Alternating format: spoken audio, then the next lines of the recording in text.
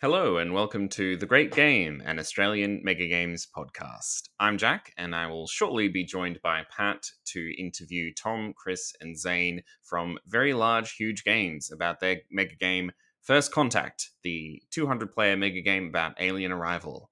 It was first run in June last year, and they're gearing up to run it again on the 20th of May this year in central London.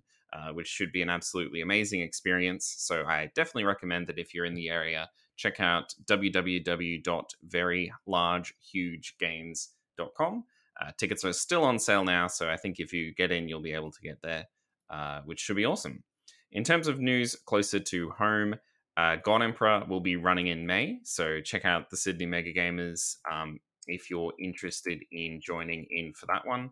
Sydney Mega Gamers on Facebook would be a good place to find them. And Melbourne Mega Games will be running Lore, a Greek mythology role-playing game. So not a mega game, but a role-playing one-shot tabletop RPG experience inspired by ancient myth, run in association with the Hellenic Museum in Melbourne, which sounds absolutely amazing. So if you're interested and you are in that area, check it out. It's starting up on the 4th of March, and you can check Melbourne Mega Games out on their Facebook page, Melbourne Mega Games, or Twitter at Melb Mega Games. And without further ado, on to the interview.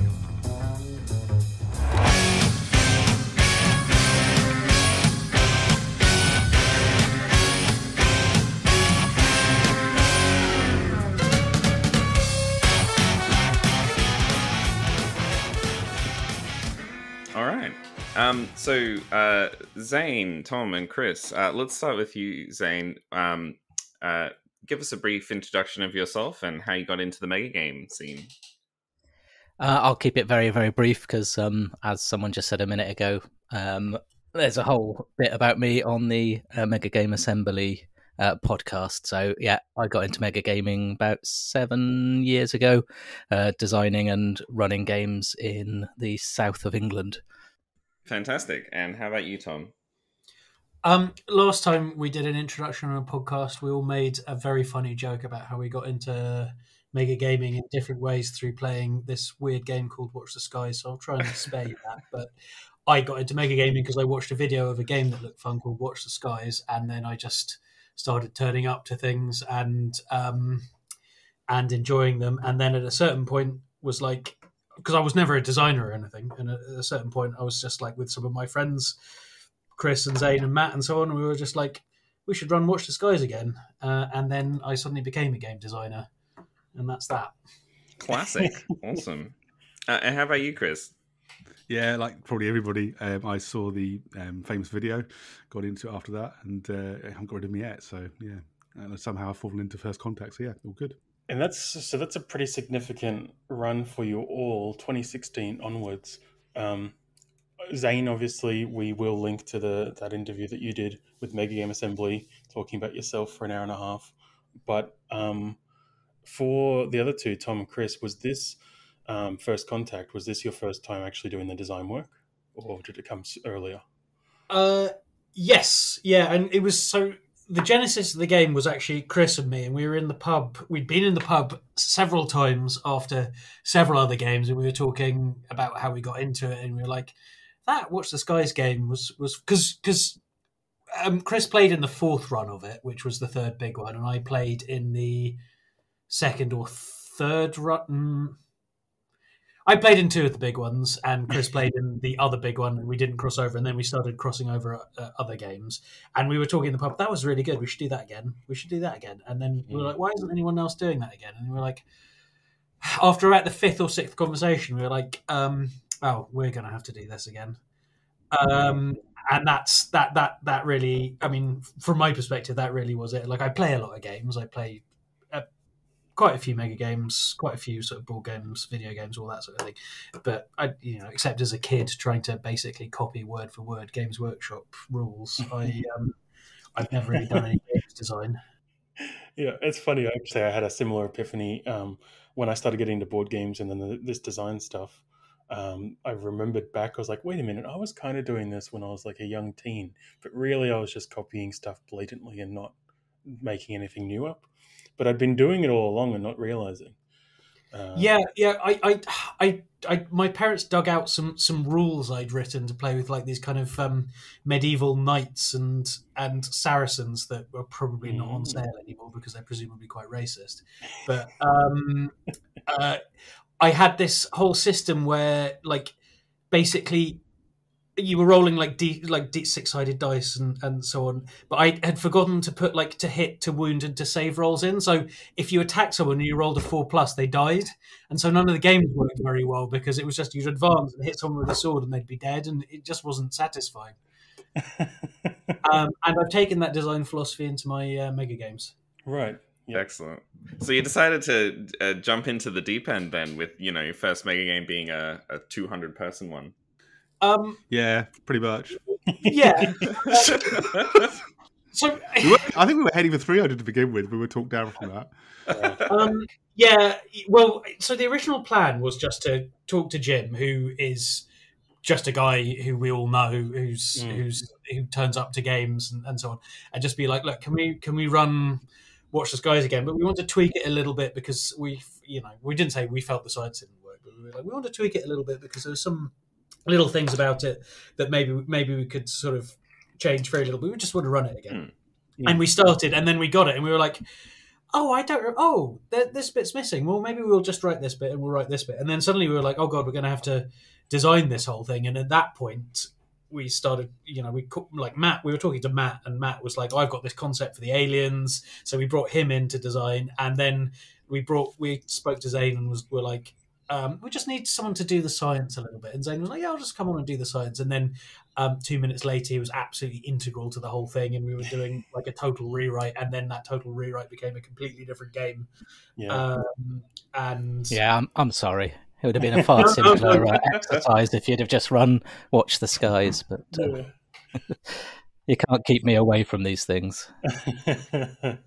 It does sound like a kind of a scope creep kind of thing where you sat down, you clearly had an idea, you wanted to make that big game happen again and again, and then when you realized you had to take the reins, the doors opened. So I was going to ask whether or not the idea came where you were sitting in the pub thinking, let's do this giant Watch the Skies again, or let's just do a big mega game. But it sounds like Watch the Skies and that alien arrival kind of geopolitical theme was pretty integral. We just wanted to recapture that feeling of our first time, and it happened to be that Watch the Skies bottled lightning and was just a wonderful experience, like formative experience for us and loads of people we knew.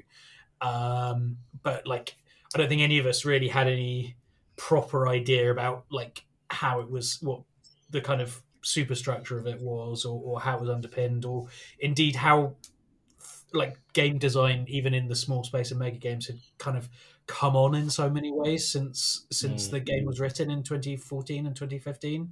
The plan wasn't to like, let's reinvent the wheel or let's find an incredible thing. The plan was to play Watch the Skies again.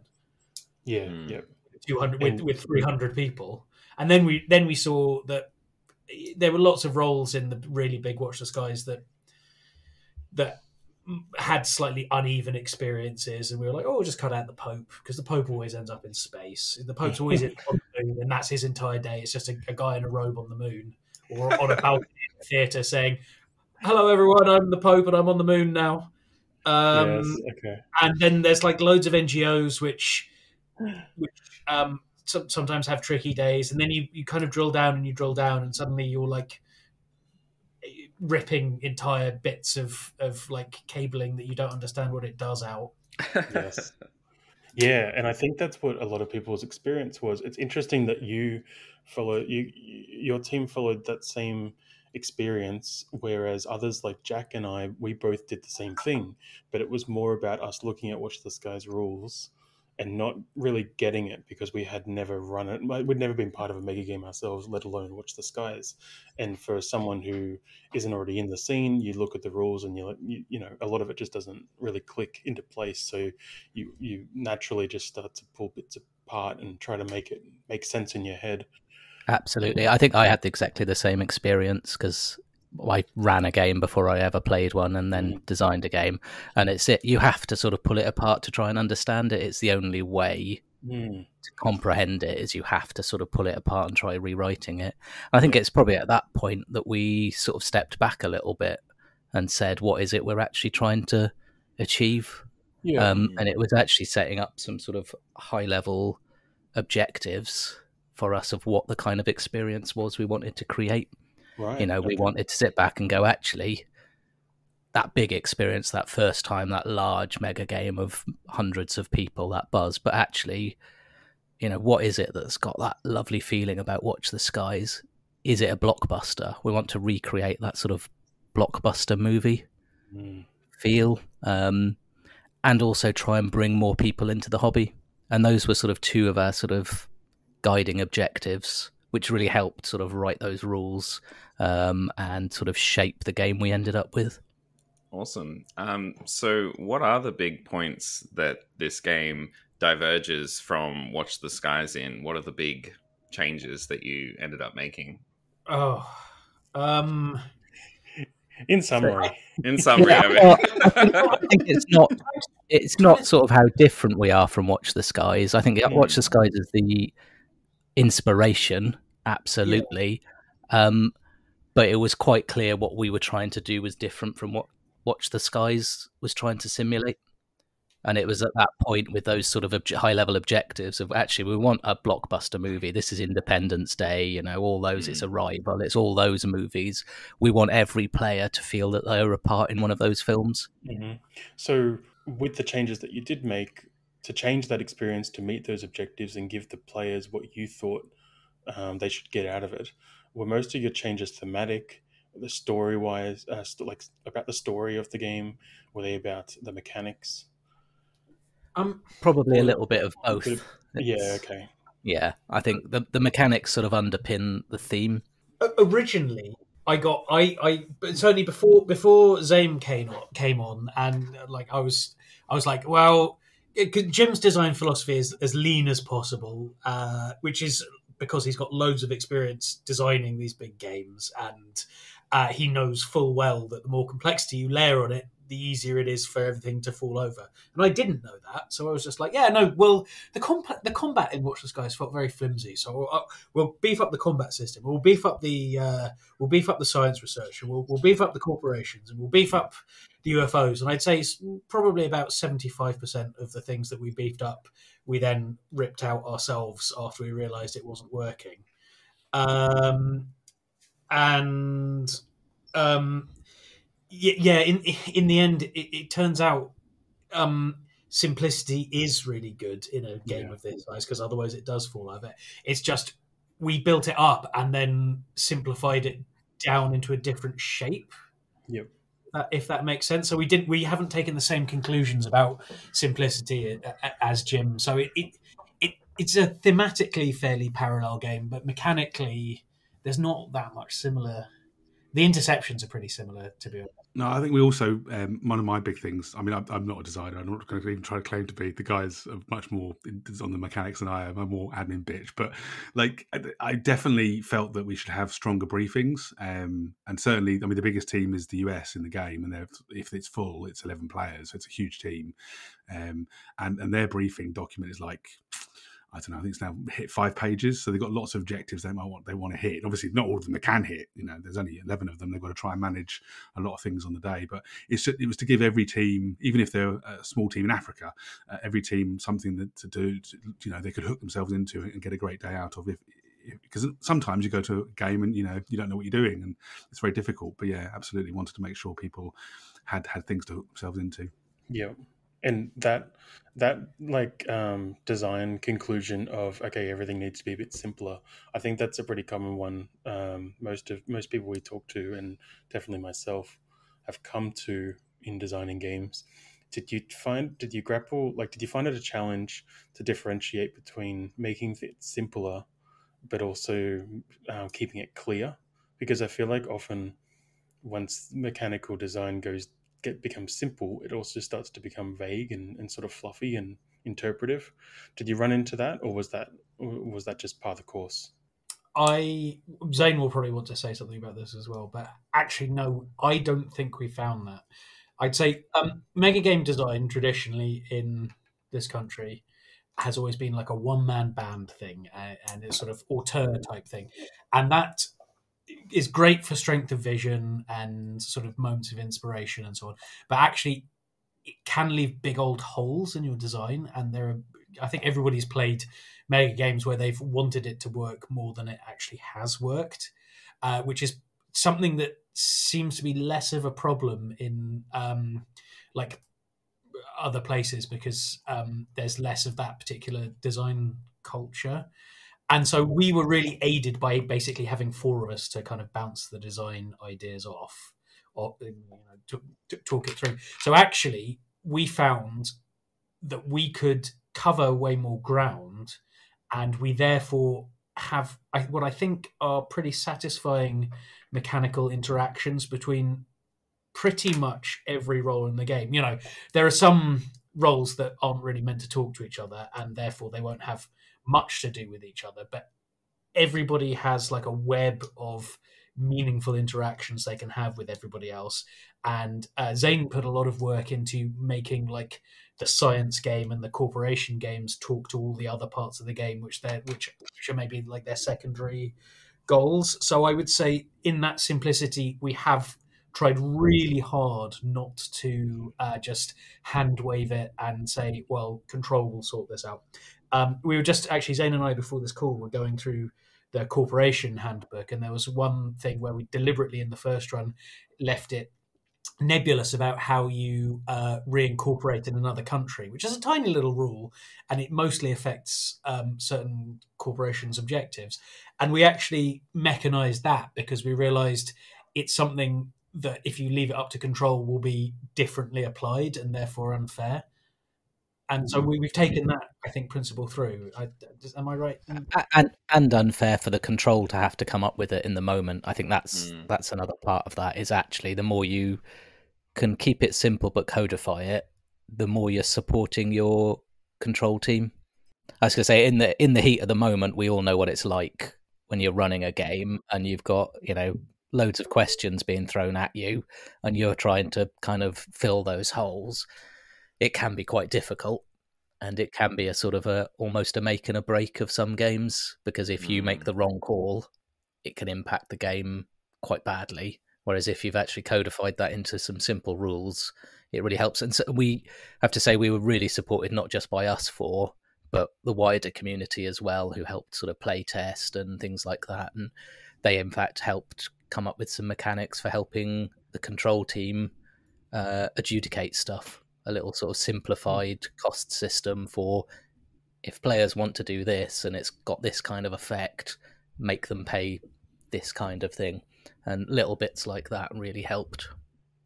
Yeah, I think that budget was really helpful for people to sort of contextualize what we felt each, like different kind of currencies were worth to different parts of the game.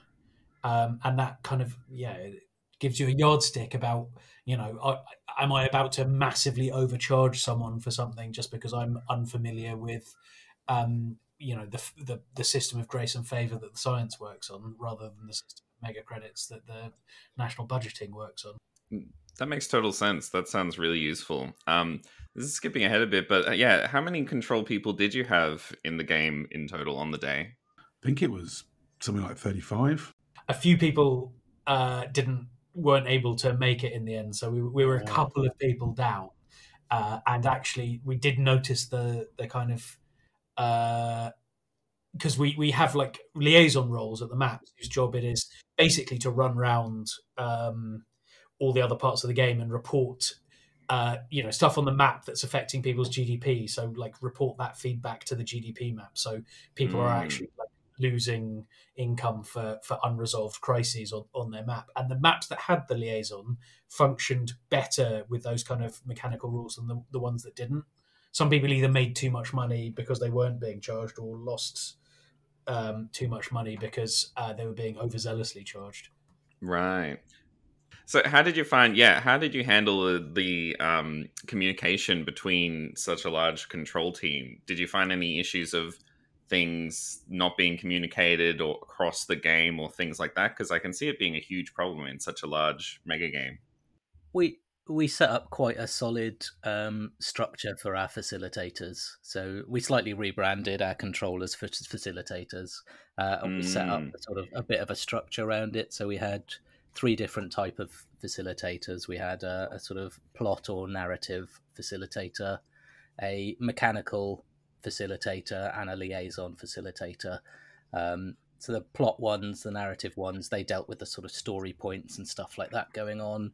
The mechanical ones looked after the maps, or if it was alien, or the rules for corporations or science. And then these liaison ones, it was their job to make sure that the narrative and the rule bits were fitting together. So if the plot had happened, it was actually having an impact, say, on the map or on the player's table, so on their like GDP mats or whatever it happened to be.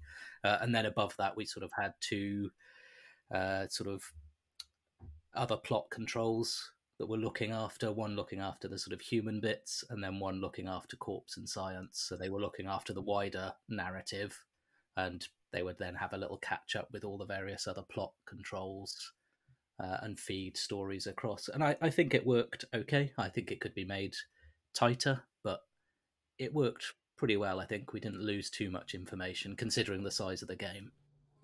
We've actually got 40 people, I think, signed up to help us next time. So yeah, we'll have a few more people to help sort of balance that out and make it even stronger. Yeah. Did you try to utilize any technology to help with that communication or info sharing? Chris, I'll let you talk about Slido if you like. I hate technology. I did ask you. Though.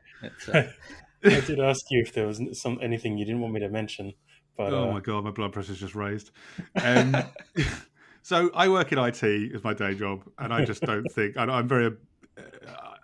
Zane doesn't agree with me on this, but I don't think technology should be in mega games. I think mega games are social exercises, and technology just detracts from that. But saying all that, we put a couple of technology pieces into the game. I don't know who made those decisions. Probably me. I don't know. We decided to put them in, and we had Slido to do voting at the UN. And unfortunately, that fell apart pretty quickly because we didn't realise, I should have tested more, it's definitely on me, but we didn't realise before the game that basically you can run one Slido poll at a time, not more than one.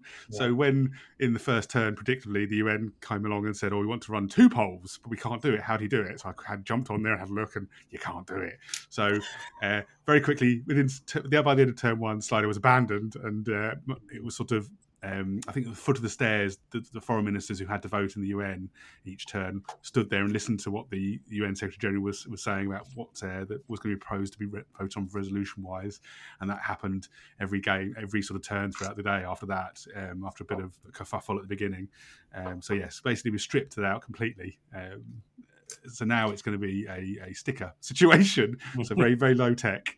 Yeah, but no, I just don't think, especially the size of First Contact, just doesn't work in my opinion. But I know others have different opinions. I'd come back at Chris with that of actually the other piece of technology we had was amazing, and we're using it again in the next one. So the turn timer app that was designed. Oh yeah, yeah. I mean that's almost foolproof, right? Did you have a custom made sort of dashboard that you could update? And we did, and it's got space for news tickers for the stuff that couldn't go into the press broadcast and all sorts of things. There are a couple of issues. One, the venue's Wi-Fi wasn't quite good enough that sometimes the turn timer stalled. So while I was kind of comparing the game, I occasionally had to. We're fixing that because somebody's bought a big Wi-Fi booster. So I think we'll be fine in the venue the second time. The technology was fine. It was the internet. Yeah. The fact you could check it on your phone. So yeah, I don't know, Chris, whether you want to give a shout out to Patrick for that because. Oh yeah, Paddy Rose. Developer of what has he done? Now you put me on the spot. Crikey. Running Hot. He's done Running Hot. He's done. Yeah, designed Running Hot. He's Grey's Anatomy as well. Yeah, absolutely. And he's a developer in his real life. So he developed that for us, and he's making some revisions for the second run. We've also got another friend called Patrick as well. So it's the team Patrick. He's doing a sort of front end, so we can hopefully jazz it up a bit for the second run. But nice. I have to say, yeah, the turn timer did work very well. I mean, it was on the venue's Wi-Fi, as Tom mentioned. It wasn't on the turn time that it didn't work, and I think we switched to Zane's phone in the end. But yeah, Although so that absolutely, turn time's great. Nothing else. We are boosting the size of the news ticker because some people reported on the screen they couldn't quite see it. But that's not a tech problem. That's like a beta testing problem, I guess. Yep, right. But I strongly recommend that because certainly in a game of this size, the amount of news that it kicks up is huge, and you can budget 5 to 7 minutes for a press broadcast, but that's not enough, really. So minor important headlines are really good having them on a news ticker where people can see them at their own leisure without basically having to waste 45 minutes explaining the situation 45 seconds explaining the situation on the press broadcast. With these sort of heated backroom conversations about technology, did you consider, or are you considering using any kind of tech for the facilitator side to sort of manage data between different facilitators and different maps, that kind of thing? We don't actually need to. I think we've designed it in a way that it basically runs independently. So each map essentially is running independently. So you're only sharing information that's necessary, and it doesn't matter if it doesn't quite get shared. Right. So we don't need that level of sort of technology to support that. I mean, I will say at this point that we're going to introduce an AI to help run it and reduce the number of facilitators. So, I've heard ChatGPT is quite cheap, honestly. Yeah. 10 billion or something. I'm sure we got that in the back pocket. Fine. Awesome. Well, let's dive a bit deeper into the core mechanics and the design of the game. I think the core sections of it. Starting with the science game, I think you mentioned that that was an area you wanted to revitalize a bit or change up. How does it work what's the elevator pitch for it in the modern version of First Contact? So I think I'll jump in on that and say, going back to that blockbuster movie, in my mind, what I want the science game to be is that scientist that runs in screaming that they know what's going on and they can solve it. So to do that, it's actually a very free-form game. So it's a very free-form part of the game. They can basically try and come up with any idea to research. Because some of these ideas are quite long-ranging and quite large, there's a sort of piñata of bonuses and that extra little stuff they get out of it as they're researching it. So it might take 2 or 3 turns to actually research the death lasers or whatever it is, or colonizing the moon. They'll also get some mechanical benefits out of it as we're going along to encourage them to do this. The scientists also have some sort of ideological beliefs about what they think the aliens are and how the aliens might react with the humans. I can't say that much more without spoilers, but it is giving them a little bit more than, they're not attached to nations anymore. They're more groups of scientific institutions. Oh, really? That's interesting. So each team, it's not like the German team has a German scientist. It's more... No. There is... We've adjusted it a little bit from the first run. The first run, there were 10 independent scientists, each of a different institution. We've sort of, working alone, people didn't have that much fun, so we've grouped them into teams of 3, so 5 teams of 3 instead, so that they're actually working in a bit more of a collaborative team. And how does, so if they're independent, do they decide which countries they want to share their research with, or does it automatically, how do they relate to the countries? So they need research teams off the countries and funding. So and the briefings that we've pulled together and these objective cards that we've introduced, and I'm sure we'll talk about our objective cards and stuff, mean that the human nations want something. So they have plans. They want to be the first nation to put their flag on Mars, and in which case they need to talk to the science teams to make that a reality, or they want to build the largest dam in somewhere or other, or whatever it happens to be, and they need the science teams to do that. But the science teams, they aren't creating technology like the corporations. So the corporations are making the stuff to build the jets and weapons and giant hospitals or whatever it happens to be. The science stuff is more odd prototypes. It's more, can they counter bits of climate change? Can they change the perception of physics? Can they come up with a new mathematical formula for explaining something or other? They probably won't ever do that. They'll probably try and make death lasers, because we all know what players are like. But, you know, you can have grand expectations. Of course.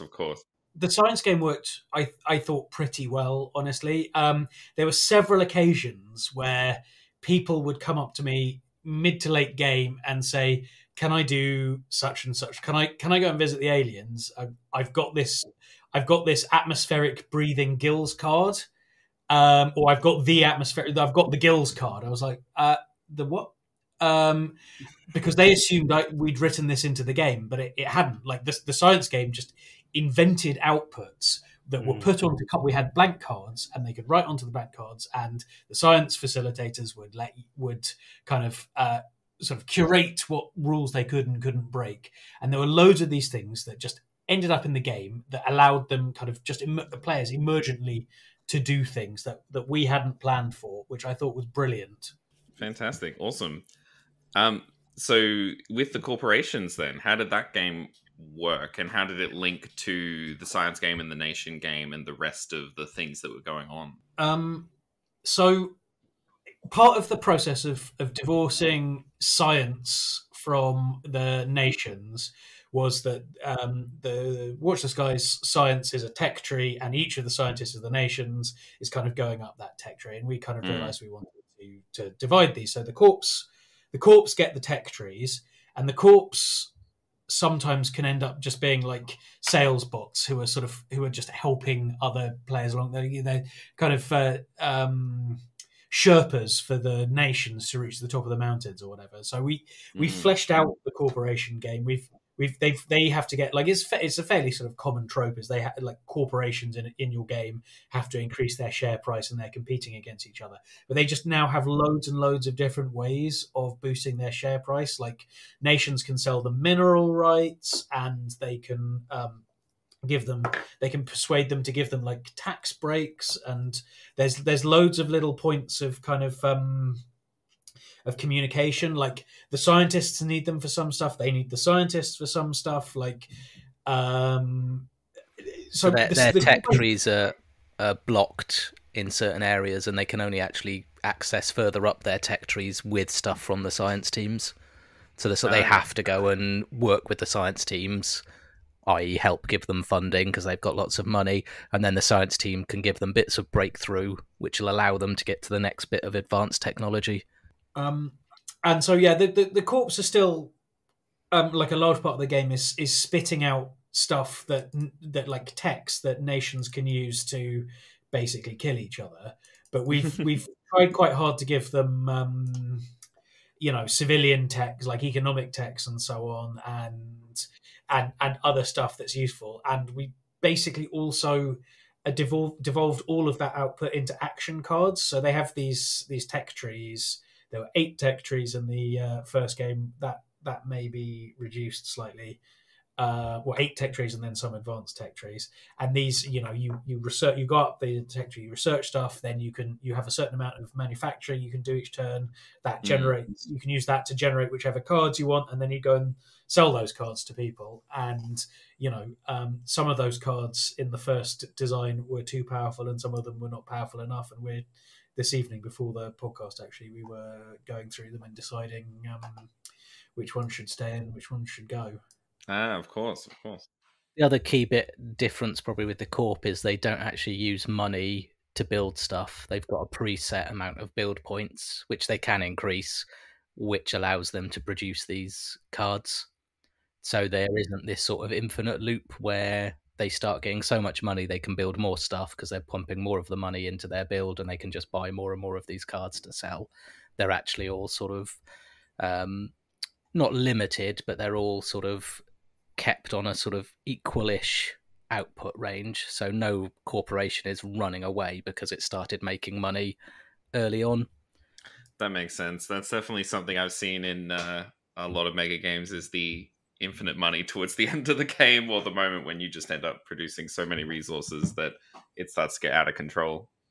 Yeah, so we tried to cap that. It's, Yeah, so one of the sort of design tropes we wanted to get away with is that because economies are so difficult to balance, and we definitely didn't balance it very well. This is mostly my fault for wanting to put more money in than the others did. Anyway, we didn't balance the economy very well, and that's everybody else's fault but me. But at the end, you end up with people like being encouraged to embezzle money from the game, and sometimes you get these like status items put in, and in some games that's thematic. Games about like organized crime or whatever, I found buying like mansions in the country and so on to be quite thematic, but otherwise it's just like a kind of very, to me, artificial cash sink. And we didn't want to be taking money needs to be taken out of the game, obviously, but we didn't want money taken out of the game for things that people weren't getting anything for. So we changed the cash sink into this kind of share price scoring thing, and that kind of changes how people see money. We don't want people to end up with pockets full of money at the end of the game where they're like, ha ha ha, I stole money from the team because that seemed like funny. We want money to be always a valuable always be valuable for the team, and not like to encourage people. Like, there's been so many games I've come out at the end where someone I trusted on my team was like, look, I've got pockets and pockets of money. I was like, I wanted to buy a gun, and you said you wanted money. And that's always upset me. So now I'm designing the tyrant of my own game. You're the kid who was bullied, and now you're designing a world where they can't bully you. When I design my own mega game, you'll all see. Yeah, exactly. Everybody has to address me properly. It's funny that there's that instinct, because in one of my games, I think we came the closest to ever seeing, real player attrition. Animosity, I suppose, because of that, like, total betrayal and hoarding of resources and real sort of malicious intent in what was meant to be seemingly malicious. It was all pretty roleplay in what was meant to be a cooperative setting, but it seems to be an instinct. People just get into a game, they realize there's an economy, and they're like, well, I'm going to have to get all the things. We deliberately designed away from that. So again, like, we spent a lot of time talking about, do you want any teams with like doppelgangers in, say, or like someone who's briefed to be a traitor? Traitors. Or like, are we even giving people individual briefings? And we rapidly moved away from that. The team briefing is something that everybody on a team gets. There's no one who's like got a secret special agenda or anything, and there's no one being briefed to double cross people. And we also got rid of player assassinations as well, which is, that's not especially innovative from us, but some games allow it more than others, and we were like very, very clear that there's no player assassination. It's not fun. It generates a load of admin for the game, and all you really do is take them out for a bit and say, okay, you're back you're the same guy in the same role, but you've been killed. And that doesn't, no one enjoys that. Yeah. And like, it's just the same with those double cross mechanics. Like, they're not enjoyable for everyone.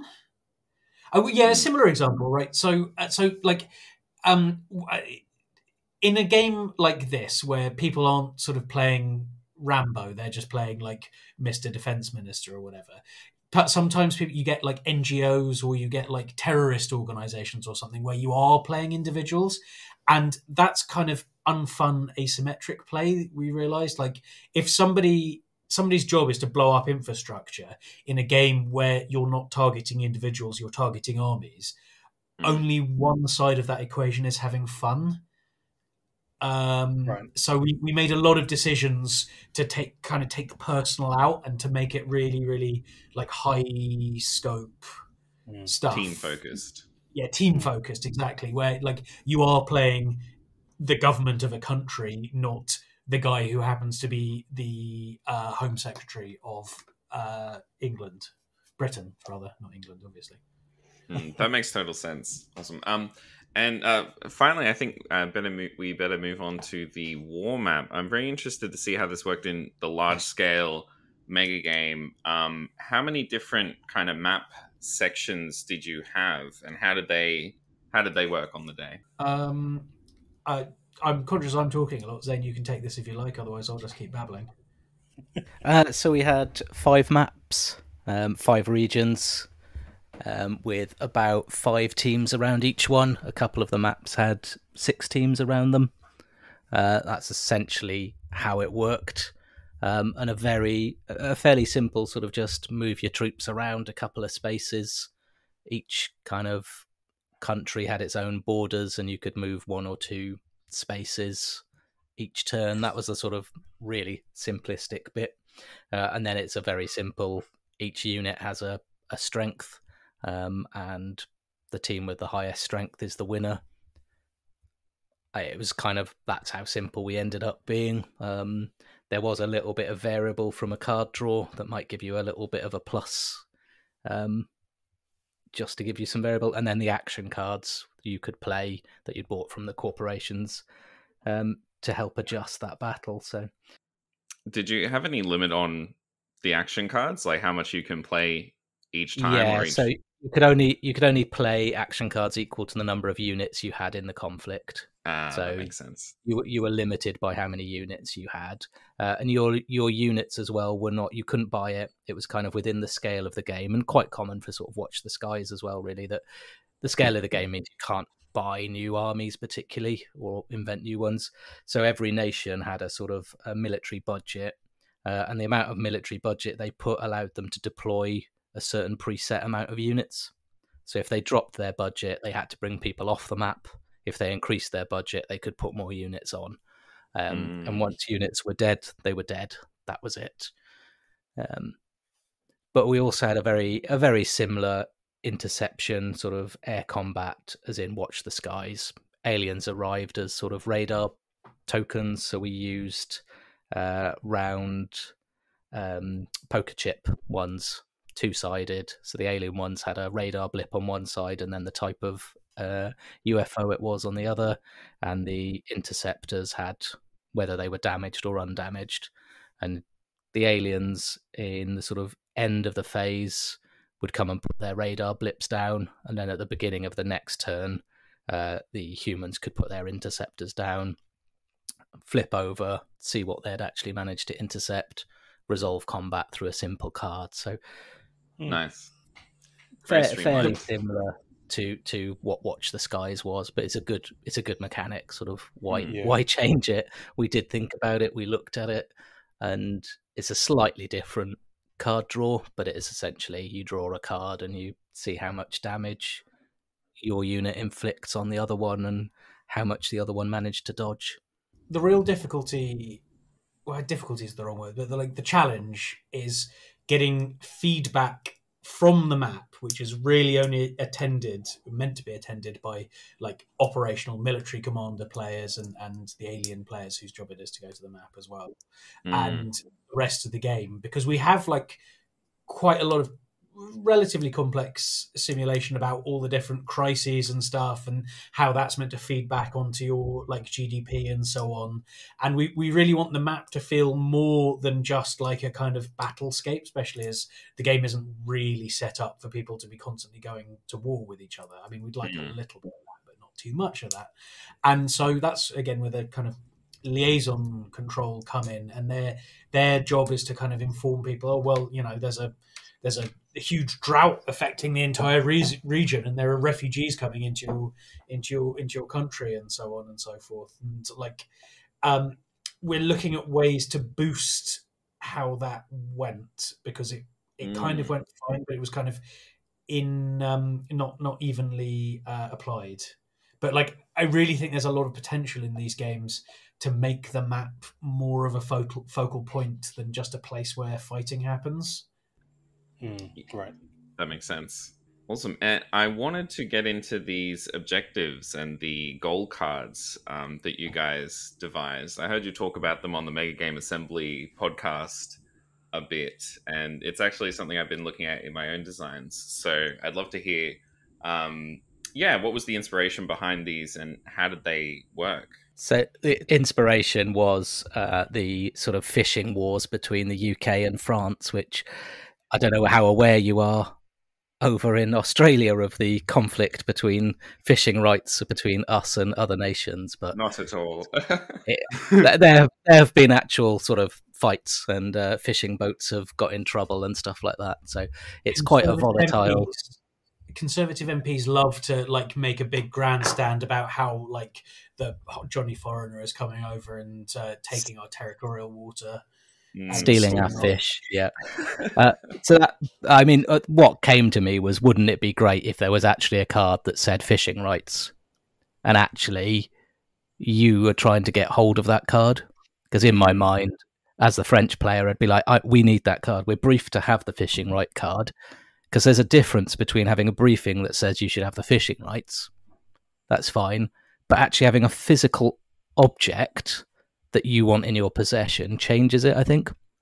In a sort of, there's a psychological difference there, that if you know the other person has got the card you want, there's something you can do about it and try and get hold of it. Unfortunately, in the game, I don't think they cared about that particular card, but from that grew this sort of wonderful...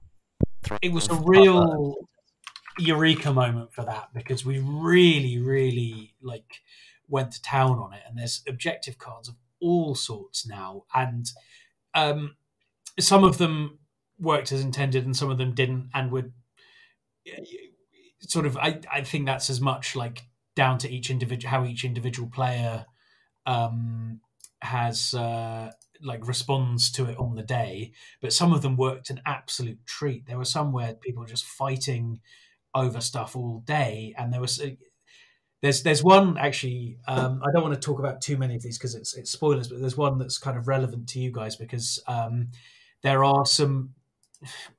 They're not even. Chris spent ages basically diligently looking at all of the different conflicts that might emerge between all of the countries in the game in the real world. And for Australia, he found some islands called the Ashmore and Cartier Islands, which are like, if you squint really hard, are somewhat disputed between Indonesia and Australia. And so there's this tiny little territory on the map, which is these islands that's kind of some way between Australia and Indonesia on the map, and they're both briefed to want them. Australia starts in control of them, and Indonesia has this briefing, we want them back. And the Indonesian team did nothing about it for turn after turn, nothing. And the Australians forgot that they even had it.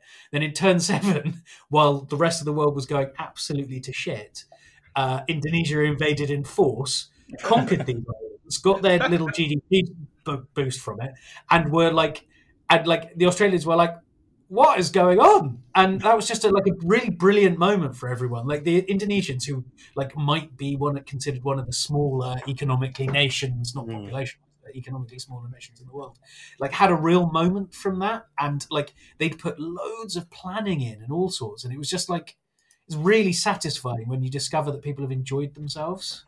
Talking of the Indonesians, just quickly, I think I walked past the Indonesian foreign minister or something talking to a facilitator at one point, because this must have been prior to the invasion, which I didn't even know had happened until just then.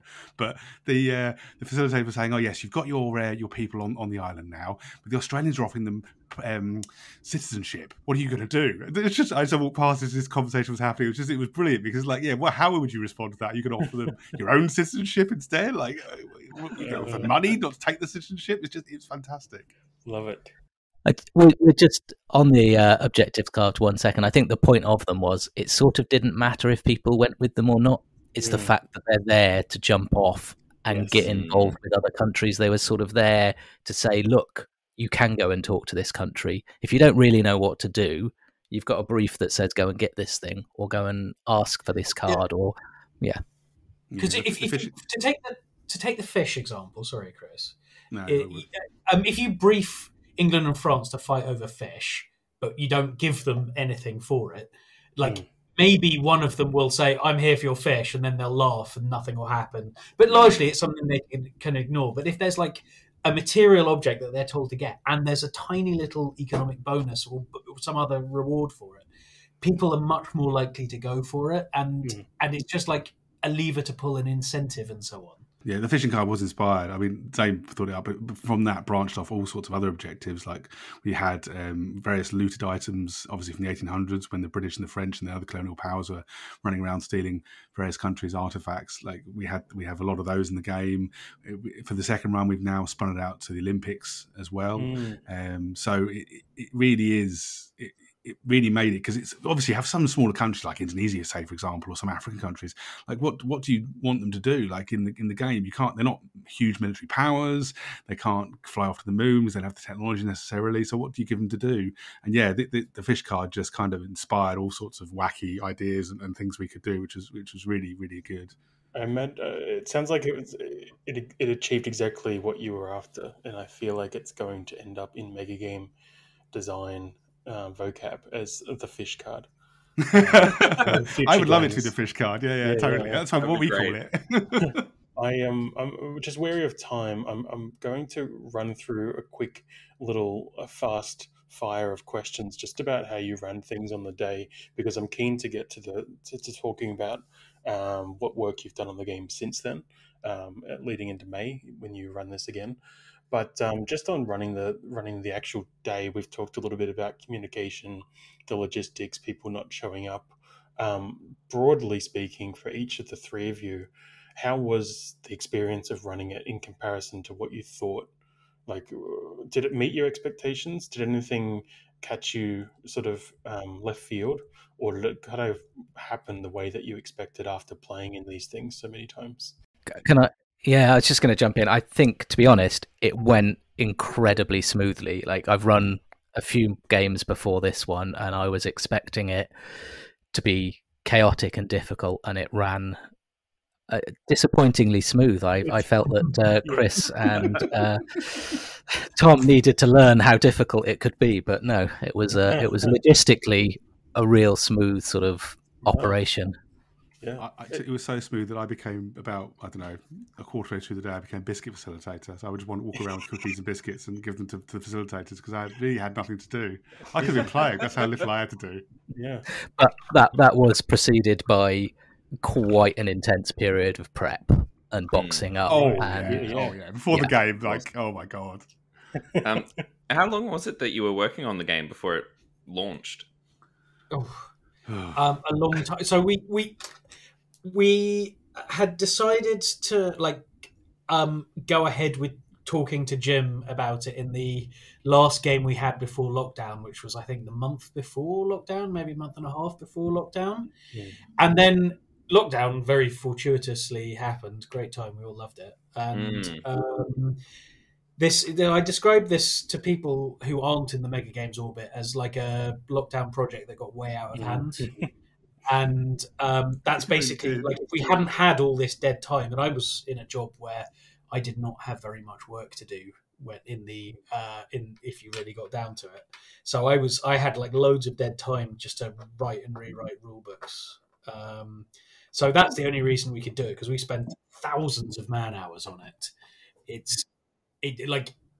We spent way more time than usually gets spent on these Mega Games, just by the physical constraints of like relativity. Yep. And because there were four of us, and because no one had anything else to do, we wouldn't be able to pull a ground up design like this again off, I don't think. It's too much work. Never say never. But well, maybe that's unfair. But I think it would have less work put into it just by dint of the fact that I like to leave the house now. Yeah. Circumstances. So then running the game. Well, I mean, I think everyone on this in this conversation have had that moment where you have the game well packed and designed, where you kind of get a bit shocked about why everything's going well and to plan. I remember, Jack, I think you were talking, and maybe on your Mega Game Assembly interview about God Emperor, where you were kind of almost wanting to be needed, but well, I was in that game. I was overall game control. I was just there to put out fires, and there Yeah. weren't any fires, so I kind of just floated around. It was a bit like, what's happening? So I guess I was going to ask, like, in the grand scheme, what happened? Like, it being such a huge, very big, large game, or however it is called, you guys have labeled it a very large, huge game. What went wrong, or what was the worst thing about the day? But it kind of sounds like you might not have one. I mean, were we there any mentioned downsides? Slido and the technology. I think Yeah, that The was, technology was terrible, but that was Yep. truly awful. But Yep. I don't think. I'm trying to rack my Uh, brains here. I really did just Yeah, have we biscuits weren't out. I it was didn't do actually happy. anything. it was a very hot day. Oh, it was so hot. The Not for UK, you it was guys. really hot. Yeah, it was one of our hottest days ever, I think. I think Yeah. a lot of people weren't that Sorry, happy I was about going to say, and the lunch. Oh yeah, the lunch queue. We That's true. we There was a don't cafe in the venue, and the sort of game sort of accidentally were sort of ground to a halt for a bit longer than we wanted because everyone was trying to queue up to get lunch. Yeah, that was actually my fault because I was talking to the venue like a few months before, and the guy was like, "Oh well, I can give out menus and people can pre-book food." I'm like, "No, they won't need to do that. Don't worry about that. It's fine. Just ignore that. We're not going to give them any options." Yeah. And yeah, that came back to bite me on the arse. Absolutely. Okay. So yes, next time around, we're definitely going to offer people an option just to pick up food, make it as easy as possible. And do you know, just lastly, ballpark? Do you know how many people who came to this as their first mega game? Right. We've somehow, through reorganising our Google Drive, we've lost the form, but I think we had about 140 people respond to our casting questionnaire, and in that we had, is this your first game or have you played before? And I'm pretty sure about half of them at that point had never played before.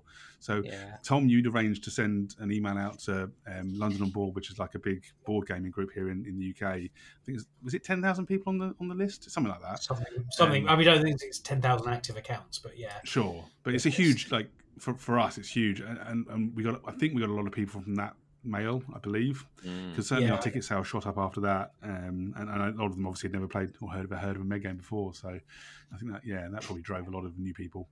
Right. I remember you saying 60% at one point, Chris. Remember? Yeah, it was honestly very high. I must have deleted the forms. I can't find the data anymore, but it was very high. It was 50 to 60% of new players, definitely, and even just wandering around the room and looking at photos afterwards, I don't recognise a lot of people. Like the people I recognise are generally the ones that are helping us because we corralled them to do so.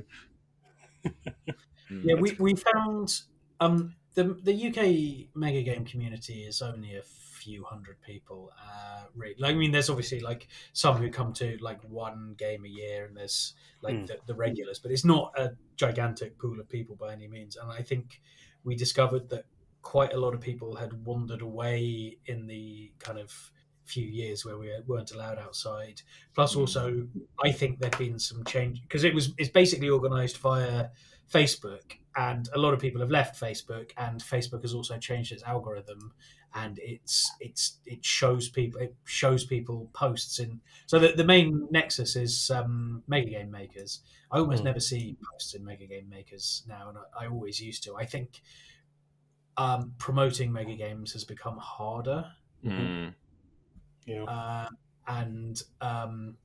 it's just difficult to reach people now. It sounds like it was a huge success, but you're running it again soon. And you mentioned you've shortened the rule books a lot. How did you achieve? Like, which bits did you really want to cut out? And is there any like golden rules that you learned about rulebook design or anything like that? So, we were talking about this before the recording a bit, so apologies if I repeat myself. But basically, most of our rule books, most of the 17 rule books, is it 17 at the moment, or are there more? 17, I think. So most of the 17 rule books we have are 10 pages or under. And so if you're the leader of a country or an interior minister, you'll have a rule book that's 8 pages or less. And then you'll have like the human rule book that everybody gets, and you'll have, which was a lot longer as it's been divided into 2, and you'll have the nation's rule book. And that's not a lot to read. It was a lot to read when the human rule book was like 25 pages long and repeated itself loads. But the real danger was the military commander handbook, which was getting on for 40 pages. And they also had to read the long ass human rule book. And we realized we were just We haven't taken a load of like rules out. We're just repeating ourselves over and over again, and we've just looked at gone back at it and with fresh eyes after not looking at it and obsessing over it for 6 months, and just cut out all the stuff that is saying the same thing. And that's how to write a short rule book: is edit yourself properly.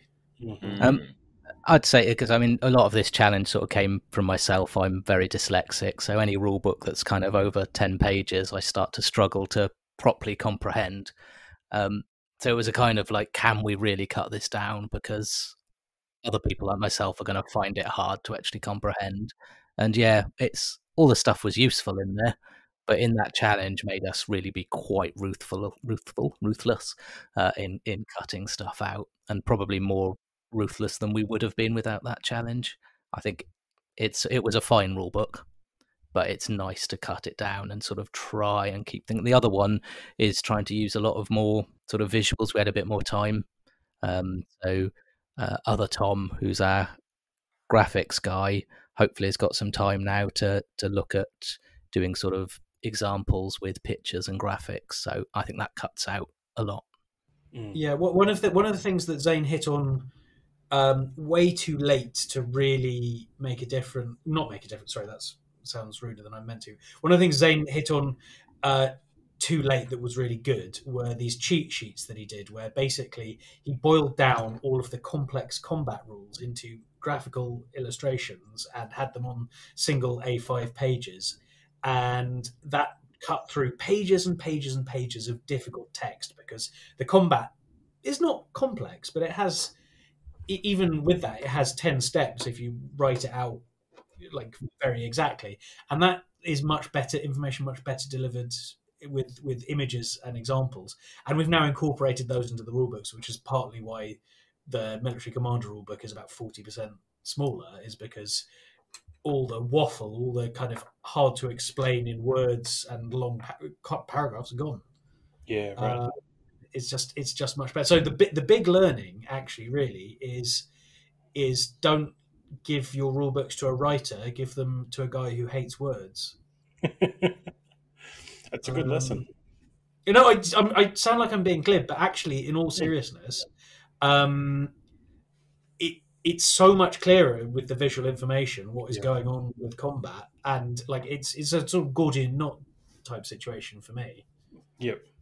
No, it's something I'm actually going through right now as we record. I'm preparing to run God Emperor in May, and those rules don't need any sort of attention. They've been run many times. It's Jack's great design, but Thanks, man.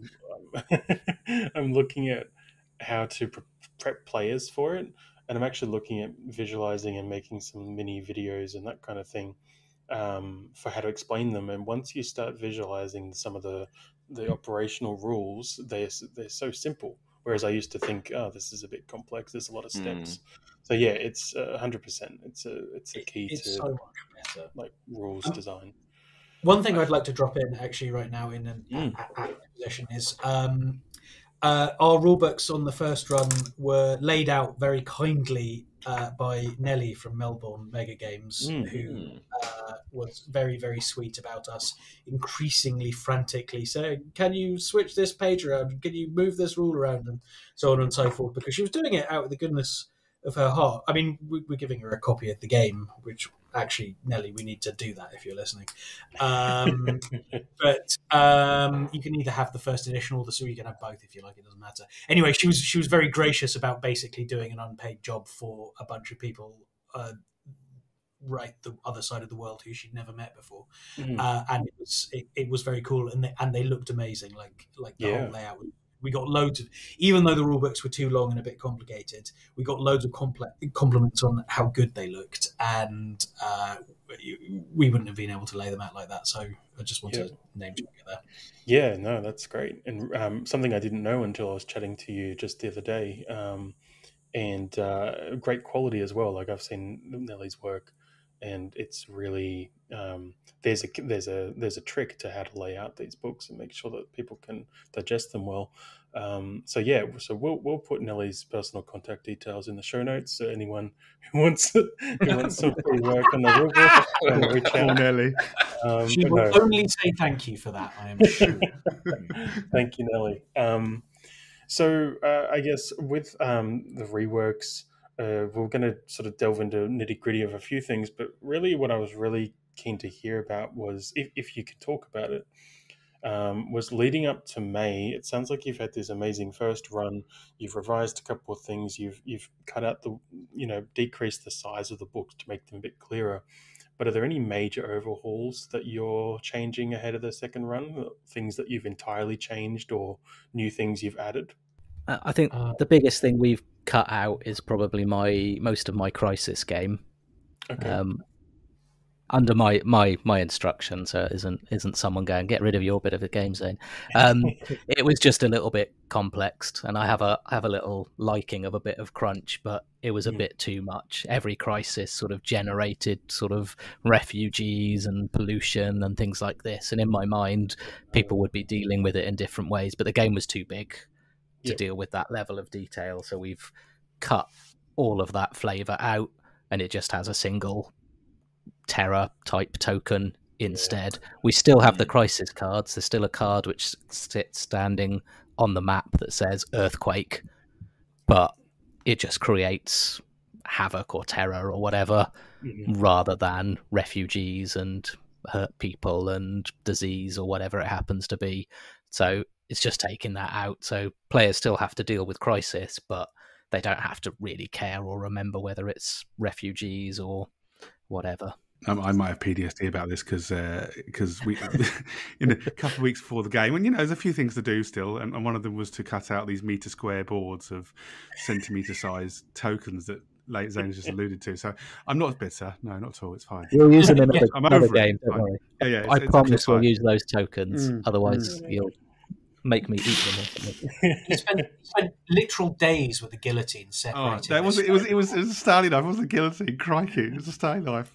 Yeah, it was a week, I think, a week and a half, something like that. But I'm not bitter though. It's fine. Why are you mentioning it for? The trouble is, no one really understood what they were doing because the rulebook was so long that this kind of small mention of how there were like 9 different impact tokens from crises and you had to work out how to sort them out just fell on deaf ears. So there'd be these crises on the map, and there'd just be more and more refugees pouring out. People were like, "Is that what? Never mind," and would just ignore them. So it's a very good example of why less can be more. Yes. We've also added. We've changed. We've made the turns a little bit longer. We've added some time for people to get round the venue in between phases, especially because we had a lot. Because the venue's lovely, but it's not one big room. It's several medium-sized rooms on different floors, and sometimes people coming from the far-flung floors were missing half the press broadcast. So we've added like 2 minutes travel time, and we've put team time at the start of the game, the turn, and so on. And we've just kind of made lots of like quality of life things as well, just to stop people having to kind of dash around a hall and shoulder people out the way to listen to a guy on stage. Awesome. So with all these changes, what are you most looking forward to about the next run in May? Playing it. I'm abandoning the guys and I'm going to play it. Good. That's my long dream of doing what I wanted to play. I wanted to play this game. That's why it's got goal involved. has been achieved, which is like even when we were talking about it, it was like I want to do this, but only so I can play in it. Yeah, I want to give up the biscuits and play. We're letting him off, and he's going to solemnly pretend he doesn't know any of the plot hooks. I honestly probably don't. Honestly, we've written so much. I don't know what anybody's doing anymore. You're just gonna hear him in the background somewhere mid-game, like Indonesia. What? Why are you doing that? Why do you want the Ashmore Cartier Islands? It's ours. Well, that'll be good. And Tom, Zane, you're gonna be still facilitating. I'm way too much of a slut for attention, as you can tell, so I will be on stage comparing it still. Yeah. and I'll be handing out biscuits somewhere, or Oh, just good. drinking in a corner, having a chat with players. And Zane will be consoling me because I've lost the Ashmore and Cartier Islands. Telling him there's nothing I can do about it. Yeah. I think what I'm probably most looking forward to it is probably the day after. It's Yeah, usually the best day. that's always that's the True. Elysium. No matter how the game goes, that's always this blissful day of completion. Yeah. Yeah, Yeah. it's done. It's over. Or the moment after that it's finished. Like That's there's something. That moment is as a designer and someone putting on games. There's Yeah, I feel like I've said once before in these one of these conversations that I always strive to have had run a mega game, and that's always the end goal, rather than Yes. I'm keen to design it, I'm keen to be there on the day and do it. I just want to be one step past it. So just before we wrap I mean, up, the other thing I'm looking forward to is running the next thing. But that's Yeah. probably my. I'm always thinking about the next game or 5 or 6 other games in my head. well, Of course. that's segues to my next question, but I have to say that's why I love that period just after the game, because that's when I get all my most productive design, work done, when you're fresh out of a mega game stew. But what's the future look like? So for you individually, the three of you, but also for very large, huge games, you kind of implied earlier, Tom, that the amount of effort simply needed for this game won't happen again just because of circumstance and people are sort of not locked in their homes. But That's speaking for myself there. Yeah, of course. I look, actually, Zane, you talk about what's going on. What's going on, Zane? Okay, what is going on? Good question. We have got game planned for after the summer, so we are going to scale up a game I ran quite a few years ago, and I think the first time I met you, Chris, wasn't it? I ran a game called Aftermath, which was a near extinction event has hit the world, and people in Britain are recovering, and it's the sort of juxtaposed position between these little groups that have survived and what's left of government organisations and the police trying to rebuild. So they're sort of desperately trying to cling on and rebuild, but actually society's fallen apart, and lots of little groups that are trying to make the world in their new vision. And it's a sort of classic post-apocalyptic-y kind of thing, but without zombies, without nuclear stuff, just sort of people. Think Mad Max with tea and biscuits. Yes. Yeah, Mad Max with tea and biscuits, yeah. And we'll throw a link in the podcast notes as well to the conversation you had with Harrison on the Megagame Assembly recently about that, because I'd listened to it just the other day and you went into a lot of detail about that game. So that's on the horizon? Yeah, we're planning with... I'm doing a rewrite and we're running it at UK Games Expo with the sort of the rewrite. But it's a game that has run a couple of times, so we know it's there. It's just scaling it up, which is exciting. And then I think me and Chris have got thoughts about other large games. I just batter Zane all the time. Like, we should run this one, Zane. This one we should do. And Zane just placates me, goes, yes, all right, shut up. And eventually I get in the way. To be clear, I do want to part. I'm not saying I'm one and done and retiring. You're out, Tom. You're out. It'd be more of a collaborative effort. No, I understand. So I guess that was the one thing that I really wanted to know. Very large, huge games. Will you continue? Is your goal to run these things that are beyond the usual 40 people in a hall, but keep them at this huge scale? Yeah.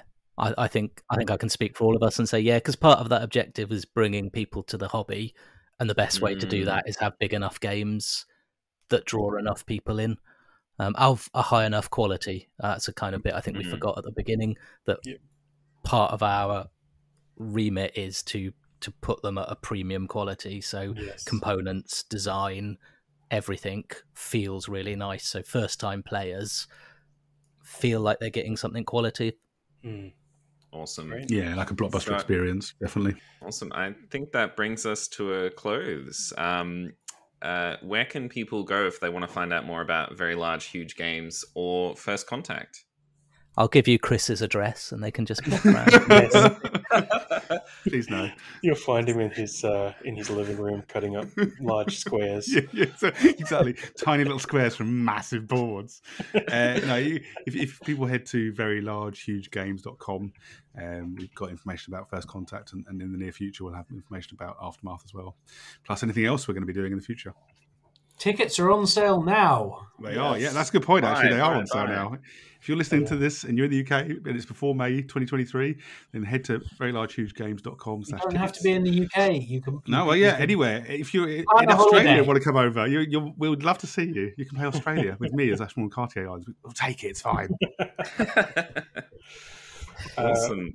Well, thank you all. Appreciate the time and putting up with our back and forth trying to find a good slot for our time zones.